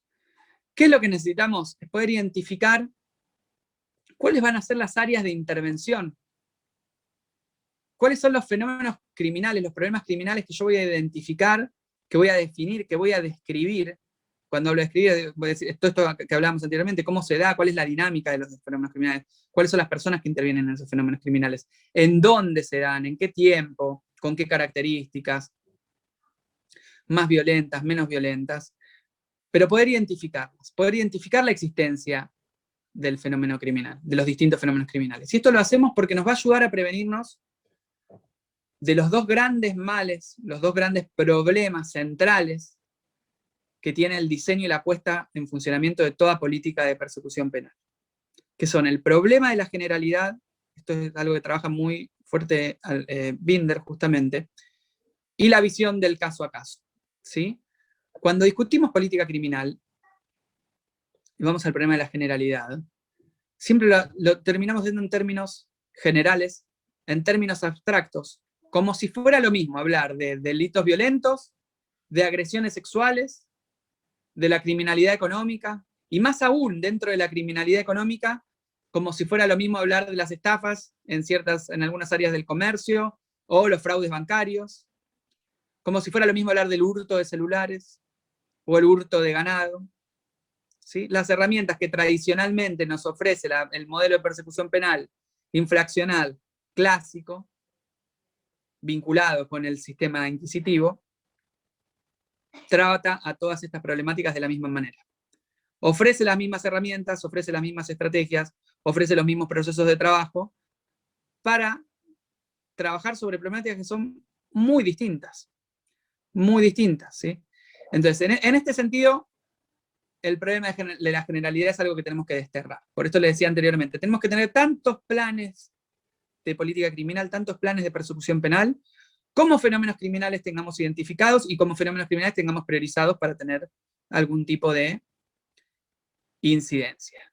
Y acá también tenemos que salir de la idea del uso de la categoría de delito, que nos sirve para el litigio del caso en concreto, por los principios limitadores, porque el tipo de pena que vamos a buscar, porque necesitamos subsumir hechos en alguna de las conductas típicas y acercar material probatorio para ello, pero eso es el caso concreto. Nosotros tenemos que salir de la idea de la categoría de delito, que es completamente inútil y contraproducente desde la vista del análisis de la política criminal, ¿sí? ¿Por qué? Porque produce esos graves problemas en el diseño de las estrategias y en el diseño de planes para tomar decisiones cuando pensamos en aumentó el delito o aumentó la criminalidad, ¿sí? No porque los aumentos en la dimensión cuantitativa sean irrelevantes, todo lo contrario, sino porque nunca aumenta el delito en general, que es la forma que adoptan los eslóganes, en general ineficaces, vinculados muchas veces con eslóganes de mano dura, sino que lo que van a aumentar son los homicidios o determinados tipos de homicidios, porque no van a ser los mismos los homicidios que sean en el contexto de violencias de género, de los distintos tipos de violencias de género, que los homicidios que se pueden dar en peleas a la salida de boliches o bares, o violencias que se pueden dar por disputas territoriales por determinados mercados de alta rentabilidad, ¿sí? Entonces nosotros tenemos que salir de esa lógica de la categoría de delito, que el Código Procesal, por ejemplo, para el caso de homicidios, nos va a ofrecer el homicidio, para poder pensar las problemáticas vinculadas con, bueno, separar en distintos planes aquellos que sean homicidios vinculados con riñas, homicidios vinculados con cuestiones que sean planificadas de antemano, los vinculados con los ajustes de cuentas entre distintas bandas, los casos de gatillo fácil. Son todas problemáticas que responden a distintas regularidades y a distintos contextos desde los cuales nosotros en la persecución penal tenemos que tomar nota para poder diseñar e implementar un plan adecuado para lograr impacto. Lo mismo se da para el caso de robo. El Código Procesal en el caso nos ofrece la categoría del robo, pero no es lo mismo lo que tiene que ver que el robo por encargo, que lo que tiene que ver con el robo de rapiña que se sucede en la calle, que lo que puede ser el robo de automóviles, que lo que puede ser bueno, acá no hay tanto, pero hay otros países donde tienen esta problemática, el robo de gasolina, digamos, que alimenta un mercado mucho más complejo. Bueno, tenemos que salir, si queremos armar planes, diseñar planes que pretendan tener impacto en las problemáticas criminales, salir del nivel de categoría de delito para pensar en términos de fenómenos criminales, ¿sí? Y el otro problema que nos genera muchísimas dificultades a la hora del diseño de la planificación tiene que ver con la visión del caso a caso, ¿sí? Si bien es cierto que siempre vamos a estar limitados a utilizar la idea del caso, porque solo vamos a poder castigar conductas realizadas en el marco de un hecho, el diseño político criminal lo que me va a indicar es cómo actuar luego ante cada caso, ¿sí? Pero poco tiene que ver con la lógica propia del caso, ¿sí? No va a existir política criminal con altos niveles de eficacia si no identificamos cuál es la regularidad dentro de la cual esos casos adquieren algún tipo de sentido y por lo tanto van a tener algún tipo de sentido las respuestas. El caso, y esto lo podemos llevar a cada una de las problemáticas criminales, ¿sí? Casos de fenómenos o mercados no tan complejos como pueden estar vinculados con el robo de celulares, mercados complejos como puede ser el mercado de trata de personas o de drogas, problemáticas criminales que pueden tener que ver con los distintos tipos de violencias de género. Todas esas problemáticas siempre van a presentar alguna regularidad, van a tener regularidad en común, ¿sí? Entonces, si yo salgo de la idea de mercado ilegal y me voy a problemáticas vinculadas con violencias de género, tengo que poder identificar cuáles son las regularidades que están detrás de cada uno de los distintos tipos de violencia para poder articular una estrategia en ese sentido. No van a ser los mismos los casos vinculados con violencias de género que luego se traducen en problemas delictivos en el ámbito laboral, en el ámbito familiar, en el ámbito de las parejas, en el ámbito de violencias entre jóvenes, en el ámbito de la violencia de género en la calle, etcétera, etcétera, etcétera. Entonces, la idea de salir del caso a caso, es decir, trabajar el caso concreto, para poder pensar las regularidades que están detrás de el conjunto de casos que nos están manifestando algún tipo de conflictividad social, ¿sí?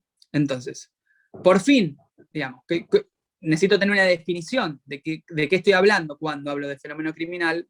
Vamos a resumirlo y quedémonos con esta idea de que fenómeno criminal será aquel problema criminal que presente regularidades que excedan a un caso en concreto y que pueda ser explicado a partir de algún tipo de estructura de referencia que me permita segmentar el problema para planificar la intervención.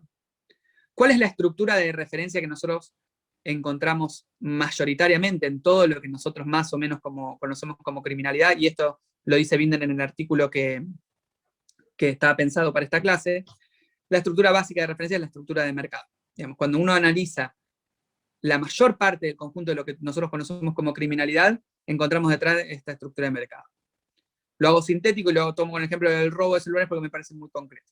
Si uno piensa en un mercado, cualquier mercado, un mercado legal, vamos a ver que tenemos un productor, vamos a ver que tenemos un conjunto de intermediarios en los cuales tenemos transportistas, todos los encargados de la logística, vamos a tener un conjunto de personas dedicados a colocar eso ya para la venta en algún mercado particular, etc. Vamos a tener quienes quienes publicitan ese bien en particular, introducido en ese mercado o ese servicio, etc. Cuando nosotros nos vamos al ámbito de los mercados ilegales, tenemos la misma lógica. En el mercado de robo de celulares vamos a tener al ladrón, que va a ser el productor. Si uno lo quisiera emparentar, tenemos un productor que es el ladrón.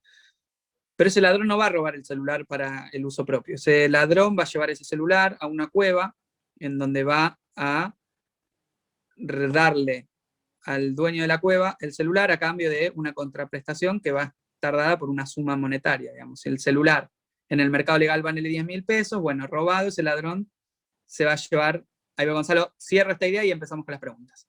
Se va a llevar 100 pesos por dejar ese teléfono en esa cueva, en donde en esa cueva se va a tener que conseguir quien logre desactivar todas las cuestiones tecnológicas que tiene ese teléfono para que luego sea reutilizable. Luego ese teléfono va a tener que ser publicitado en algún lugar para que la gente sepa, quien quiera comprar un celular robado, porque va a tener un menor precio que en el mercado legal, quien va a necesitar publicitar en algunos ámbitos, sea o en mercado libre, o en la deep web, o dependiendo el nivel de ese mercado ilegal. Y bueno, vamos a tener distintas instancias y distintos niveles, distintos segmentos en ese mercado, que van a cumplir un rol en el precio final que va a tener ese bien robado, o ese servicio ofrecido, o ese bien ese bien material que por alguna razón es ilegal en algún lugar determinado. La idea es que se queden con esta idea de que si nosotros le damos una estructura de referencia al fenómeno, y la de mercado es la que se ajusta a la mayor cantidad de problemáticas criminales que conocemos, podemos segmentar los niveles de la persecución. Entonces uno puede trazar estrategias y decir, bueno, voy por los ladrones, voy por los reducidores, voy por los lugares donde se publicitan, y entonces tengo una estrategia, empiezo a pensar qué impacto va a tener. Si de repente yo tengo una política de persecución penal muy fuerte sobre los lugares donde se reducen, ¿voy a lograr un impacto sobre el robo de celulares, que finalmente es lo que yo quiero reducir, si mi objetivo justamente es reducir el robo de celulares? Bueno, son todas cuestiones que se tienen que subir a la mesa de toma de decisiones para discutir y para tomar decisiones de persecución penal estratégica, que es finalmente lo que estamos trabajando en esta clase. Uno cuando agarra eso lo puede trasladar a hagan el ejercicio de trasladarlo a cualquier mercado, es lo mismo. Si uno trabaja el mercado de drogas, puede pensar en, voy a ir por los consumidores, voy a ir por el último nivel de revendedores, voy a ir por los encargados de la logística, voy a ir por los que lavan el dinero producido por eso. Todas esas decisiones las voy a tomar en función de cuál es mi objetivo. Que como dijimos al principio, tenemos que salir de esta idea de la lógica infraccional de no va a haber, en mi país no va a haber circulación de drogas ilegales. Bueno, supongamos que en materia sanitaria la idea sería que no se consuman drogas ilegales en un determinado país. Eso es algo imposible. ¿Por qué? Por las características propias que tiene el mercado ilegal, por más que nosotros nos rasguemos las vestiduras y digamos tenemos que perseguir a todos porque la droga mata o por lo que sea la droga. ¿Puedo hacer lo mismo con la trata de personas? Lo mismo sucede con eso. Entonces lo que tengo que salir es de la falsa idea de que yo puedo eliminar el delito, y sobre todo el delito complejo, para poder tener estrategias de control de ese tipo de criminalidades, que eso lo trabaja en el texto Binder que les dejamos, para poder tener estrategias y medir esos resultados. Digamos, bueno, sí, un objetivo distinto es, bueno, yo no voy a acabar con toda la circulación de todas las drogas ilegales que hay hoy circulando por el país, pero sí puedo yo orientar mis escasos recursos a tratar de reducir y desarticular los mercados de drogas que me generan mayores problemas a mis jóvenes que son el futuro de la nación. ¿Sí? Entonces, yo puedo orientar mis estrategias para poder desarticular esos mercados y lograr resultados concretos. Bueno, reduje el mercado del Paco en los barrios vulnerables de la ciudad de Buenos Aires en un 80%. Y eso es un resultado medible, observable, y que tiene un impacto en la realidad social que yo pretendo modificar, que finalmente desde una lógica de una política criminal de carácter democrático, es el fin último que buscamos, es reducir las situaciones de violencia, reducir las problemáticas vinculadas con la violencia en un territorio dado, utilizando las herramientas que me da la política criminal. Bueno, se me hizo corta la clase, espero haber dejado algunos conceptos lo más claro posible para discutir, para que sigan discutiendo entre ustedes, para que en alguna otra instancia tengamos la oportunidad de seguir profundizando, y abro el paso a las preguntas para lo que quieran. ¿Cómo va? Buenas tardes a todos y a todas. En primer lugar, felicitar y agradecer a los dos expositores, al doctor Petit Bosnik y al doctor Terroba Borodovsky. Muchísimas gracias, muy claras las exposiciones. En primer lugar, aclaro que los PowerPoint, por supuesto que van a ser compartidos. Ahí estaba mirando que esa pregunta se repetía. Eso en primer lugar. Y en segundo lugar, para enriquecer este final, estos 15 minutitos que nos quedan, alguna pregunta y alguna reflexión, que me parece por ahí para no hacer tan monótona la clase, darle la intervención y habilitar el micrófono, en primer lugar del doctor Juan Benucci, y después de María Emilia Rovira, que hicieron algunas intervenciones interesantes. Ahí habilité al doctor Benucci. Hola, ¿cómo le va? ¿Me están escuchando? Te escucho. Perfecto. Sí.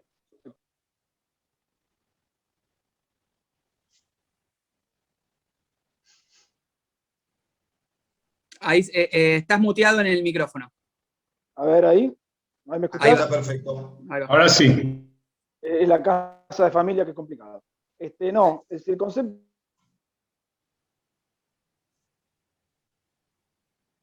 Se te mutea de nuevo. A ver, ahora.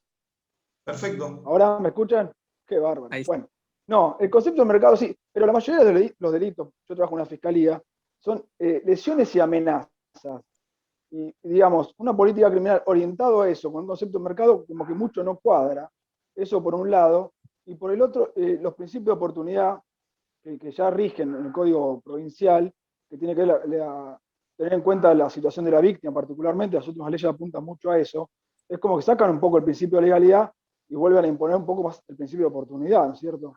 Entonces, ¿cómo orientamos una política criminal considerando estos conceptos y agrupándolos también? Es la idea de ver a dónde destinamos los recursos. Porque la mayor percepción social pasa por el delito particular, más allá de lo que son los grandes negocios como modo de celulares y narcotráfico. La mayor conflictividad está en el barrio, hoy por hoy. Es la percepción que tengo yo. Sí, Juan, es muy interesante el comentario que introducís, por dos razones. Me ocurriría decir, a ver, lesiones y amenazas. ¿Son lo mismo las lesiones dadas en el contexto de disputas por algún, digamos, imaginemos que estamos en un barrio de alguna característica conflictiva? Esas lesiones y esas amenazas, ¿sabemos desde la persecución penal cuál es el trasfondo social en el cual se dan todas las lesiones y amenazas, que son las categorías que nos ofrece el Código Penal, se dan en el mismo contexto, con la misma dinámica, y responden a situaciones o a conflictividades sociales subyacentes de las mismas características, yo me animaría a decir que seguramente no. ¿Sí? Entonces, lo que yo, desde el análisis de política criminal, lo que se puede hacer es, si vos trabajás en una fiscalía en la cual los casos que te entran permanentemente tienen que ver con lesiones y amenazas, empezar a pensar y a segmentar. Bueno, lesiones. ¿Es lo mismo lesiones en el contexto de parejas violentas que lesiones en el contexto de disputas por algún mercado criminal, sea más complejo, menos complejo, digamos, sea un mercado de drogas complejo, como sea un mercado de cualquier cosa, digo, un mercadito ilegal?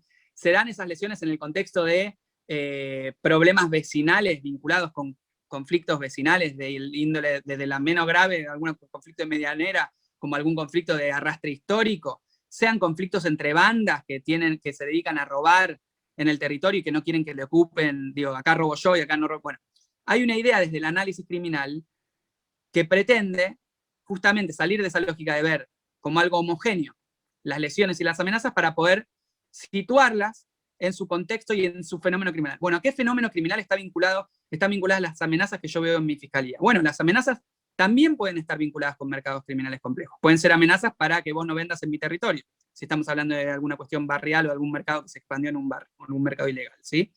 Entonces puede estar dado por eso.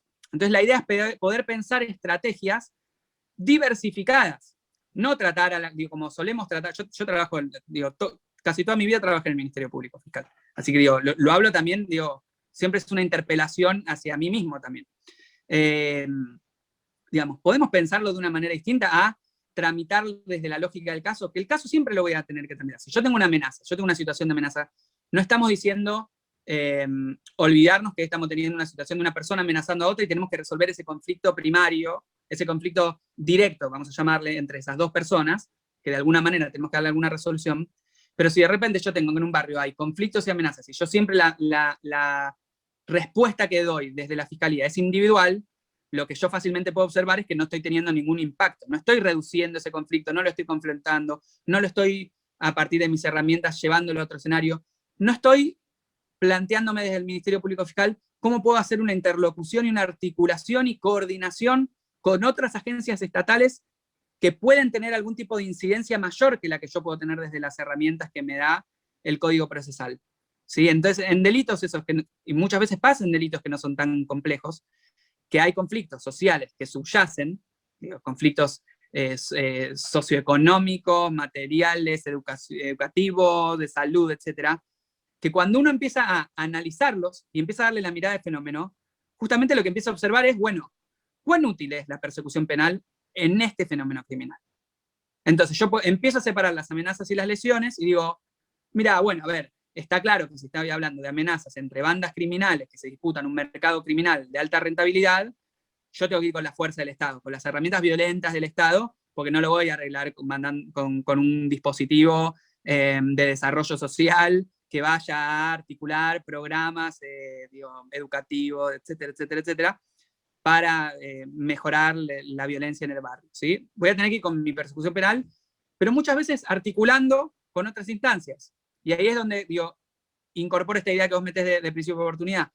Muchas veces lo que yo puedo empezar a ver es, ojo, que yo puedo definir el problema y decir, bueno, a ver, tengo un problema en el barrio que está dado por esto. Un sector que se disputa en mercados criminales, otra cuestión que tiene que ver con conflicto de vecindad, otra cuestión que tiene que ver con que son jóvenes que son captados por organizaciones criminales para ocupar el rol, lo que ya sabe, lo que ya es harto repetitivo, digamos, el último eslabón, que son jóvenes marginales, que es lo que siempre selecciona el sistema penal. Y yo puedo pensar saliendo de la lógica infraccional, bueno, voy a aplicar el principio de oportunidad y voy a ver cómo pongo en juego mi herramienta de la suspensión del proceso a prueba, articulándolo con herramientas desde otras áreas estatales que me permitan encontrar cuál es el foco de conflicto, cuál es el origen del conflicto, estos jóvenes, ¿por qué su ocio, su tiempo de ocio lo ocupan en ser captados por organizaciones criminales y no están jugando la pelota en un torneo de fútbol en el barrio? La idea de poder generar insumos a través de estas herramientas que charlábamos brevemente en la clase, para poder describir el fenómeno criminal, nos abre un abanico de respuestas que podemos dar desde el Estado y desde la persecución penal, que es lo que nos toca a nosotros, que tengan algún impacto en esa realidad social. Nosotros sabemos, digamos, que en el tramiterío, en la máquina de picadora de carne, que el único impacto que tenemos es metemos presos siempre a los mismos y no logramos un impacto. Digo, sacamos de juego a los actores menos relevantes de los distintos fenómenos criminales, digo, porque es lo que captamos, es lo que se capta más fácilmente, porque es lo que está visible. Digo, no porque seamos malos, torpes, etcétera, sino porque lo que está visible, digo, porque todo fenómeno presenta una faz visible y una faz más invisible, todo fenómeno criminal, y no estamos teniendo impacto. Y esto lo suma al final de tu pregunta, tu participación, que tiene que ver con, y la gente lo que quiere es, bueno, ¿le estamos solucionando el problema a la gente con la lógica del caso a caso, la lógica de la persecución penal del modelo clásico? ¿O solamente estamos siempre pateando el problema para adelante, trabajamos el caso individual y finalmente no tenemos impacto sobre la problemática? Entonces, con esta mirada, la incorporación de esta mirada, justamente lo que pretende es pensar en las víctimas ya desde ese lugar. Digo, las víctimas no desconoce a las víctimas, incluso las incorpora al juego. Esto, digo, no lo pude trabajar en la clase, digamos, da para una clase entera sobre esto, de cómo incorporamos el interés colectivo de la víctima a la lógica de selección de fenómenos criminales y de priorización de fenómenos criminales sobre los que vamos a trabajar, y cómo los incorporamos para nosotros de alguna manera también ponernos en posición desde la persecución penal respecto de qué respuesta estamos dando frente a eso. ¿Estamos logrando impacto político criminal? ¿Estamos logrando reducir las amenazas? ¿Estamos logrando reducir las lesiones con el modelo tradicional clásico? Sí, no, puede ser un poco, en menor medida, en mayor medida, bueno, pero son todas cosas que se tienen que poner en la mesa de toma de decisiones y sobre la mesa de toma de decisiones y discutir.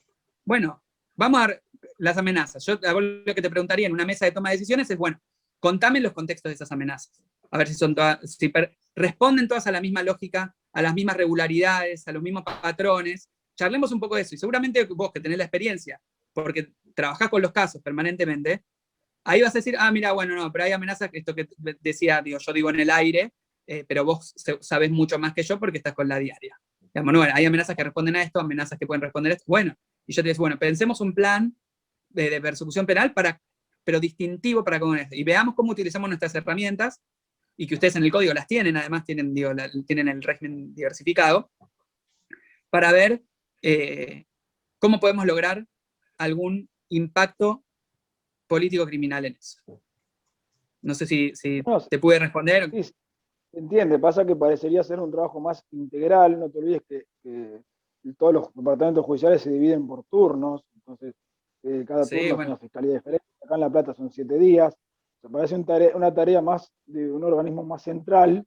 No te digo bajar línea, porque la bajada de línea tampoco siempre son suficientes, sino eso por un lado, y por otro un tema de publicidad también, porque si vos querés el impacto exceda lo regional o lo individual, tenés que darle un alcance de positividad, de represión, en el sentido de que la gente conozca lo que pasa en tal circunstancia para que tenga un efecto real de política criminal, no solo regional. Claro, no y todo, esto mismo que vos me estás diciendo es lo que es parte de un plan. Yo no digo que esto sea responsabilidad de la fiscalía, digamos. Yo justamente por eso decía anteriormente. No, responsabilidad no pasa por ahí. Esto pasa justamente por ahí, pasa por la idea de que haya un plan. El sentido práctico de todo, ¿no? Por eso te digo. Claro, la idea de que haya un plan político criminal, es poder identificar el problema y poder decir, bueno, ¿cómo dispongo de mis herramientas? Mis herramientas en el Ministerio Público Fiscal son mis fiscales y mis funcionarios y mis empleados, digamos, y mis herramientas procesales. Entonces, ¿cómo hago? ¿Y con qué estrategia? ¿Qué estrategia de publicidad? Que es muy importante en todo plan de política pública es muy importante la publicidad que se hace. Si yo quiero alfabetizar al 80% de una población, en una población rural, alejada, a la cual no llega a internet, bueno, tengo que pensar cuál va a ser mi estrategia de publicidad, que no va a ser la misma que en un centro urbano, en la cual sé que todas las personas acceden a internet, o ven la tele, o en el horario central se van a enterar. En la política criminal tenemos que discutir en los mismos términos. Y obviamente sí, siempre va a necesitar de un área de decisión, de toma de decisiones. Vas a necesitar un área que te analice la información, un área donde se tomen las decisiones, donde se den determinadas directivas, donde se incorporen los actores, donde se incorporen los fiscales, los funcionarios, al escenario de toma de decisiones, en los cuales se discuta, y el funcionario que está en la primera línea, digamos, de choque con la realidad del delito, vamos a llamarle, diga, bueno, mi perspectiva es que si nosotros queremos reducir el robo o las amenazas o las lesiones o lo que fuera, podemos hacer esto, esto y esto, hasta acá es nuestro límite, esto no vamos a tener efecto, esto ya se intentó, y venga otro y diga, esto se hizo en este lugar y tuvo resultado, bueno, pero ese lugar no tiene las mismas características. Bueno, Sí, pero son todas discusiones que hay que dar. Sí, pasa que pareciera que acá la política criminal baja por medio de leyes, digamos, de la legislatura, más de que mi propio ministerio, y acá en la provincia está la Asociación de Fiscales, y no nos han consultado nunca, más allá de que somos los que estamos en primera línea, no nos han consultado al respecto de tal o cual reforma. Somos más como reformas políticas y oportunistas muchas veces, que poco tienen que ver con un pensamiento de política criminal. Es mi percepción. Me parecería que falta un análisis un poco más del organismo encargado y que está al día a día, como decís vos, al menos, no te digo consulta permanente, pero sí que se nos consulte, no a mí particularmente, digo, en general a todos los departamentos judiciales son distintos, hay departamentos judiciales con mayor delictividad que otros, lo sabe todo el mundo, pero me parece que la política criminal a veces la dictan los legisladores y por una cuestión de oportunismo político, no digo este gobierno o el otro, históricamente todos. Sí, sí, sí. Y es que justamente ahí hay uno de los problemas, digo, esto da para, imagínense que esto, digo, podría ser un curso entero de política criminal de muchas clases, hay muchos factores, esto, vos estás señalando muy bien muchos de los problemas, más allá de los nombres de los actores, digamos, me interesa, no los conozco, además no conozco la realidad propia de cada uno de los departamentos judiciales, etcétera, digamos, cada uno tendrá su realidad, digo, todo el mundo, eso lo podemos llevar a todo el mundo, a todo el país y a todo el mundo, digamos, pero esta lógica de pensar que política criminal es solo hacer leyes, y que claramente, y la idea de la clase de hoy justamente es trascender eso, digamos, no es solo hacer leyes, hacer política criminal. Eso te va a dar te da el marco, digamos, te da el marco del permiso que te da el Estado para luego penalizar conductas, ¿no? Pero, digamos, estamos hablando de otra cosa, de armar una planificación en términos de política pública. Perfecto, doctor. Ahí la última pregunta, la doctora María Emilia Rovira, entiendo que es al doctor Gonzalo Petit-Bosnic. La última pregunta, sí, cerramos. Sí, mi pregunta es si una visión político-criminal en términos de gestión de conflictos no impacta directamente en el modo que organizamos y distribuimos el trabajo. O sea, y si lo hace, ¿en qué medida o en qué modo? Claro, bueno, eso es un poco relacionado con la pregunta anterior, digamos, yo estoy convencido de que un abordaje político-criminal impacta necesariamente en el modo en que hoy distribuimos el trabajo, esta distribución de turnos actual, de trabajo actual por turnos o por sorteos, en donde cada caso es una especie de célula en la que nadie sabe qué vinculación tiene con otro caso sucedido al otro día, que tal vez es cometido por la misma persona o por la misma mecánica, es bien propio de la impronta infraccional, que analiza caso a caso. Yo, digamos, tal vez esto debería estudiarse o analizarse un poco más en profundidad, pero yo estoy convencido de que el análisis político-criminal tiene que estar de antemano en la asignación y distribución del trabajo. Creo yo que es la única manera de poder ser efectivo y de poder seguir este abordaje en términos de regularidad de fenómenos y no de casos específicos, sin perjuicio que esto no significa que nuestra causa sea combatir la criminalidad económica en La Plata. Esa no va a ser la causa seguramente va a ser un caso específico, puntual, tal hecho, porque eso respeta garantías. Pero el modo en que asignamos, el modo que lo hacemos, tiene que tener una visión estratégica previa de antemano, ya sea en la distribución y luego en el seguimiento de lo que se hace. La decisión no puede ser de un fiscal en particular sola, digamos, tiene que ser parte de una evaluación previa en términos de regularidad, del fenómeno, no en términos estrictos, sino esto creo yo que no podría ser efectivo. Bueno, muchísimas gracias. Teniendo en cuenta el horario, agradezco nuevamente a los expositores. Les recuerdo que la clase que viene es el 28 de junio. O sea, el lunes que viene no hay clase porque es feriado, y la clase que viene va a tratar sobre la intervención estratégica del litigante en la investigación penal preparatoria, clase que va a estar a cargo de los doctores Francisco Castex y el doctor Miguel Ángel Molina. Así que los saludo a todos y a todas. Gracias por estar, por sus opiniones, y después vamos a trasladar las preguntas que no se pudieron contestar a los expositores. Muchas gracias y nos vemos el lunes que viene, no, el otro.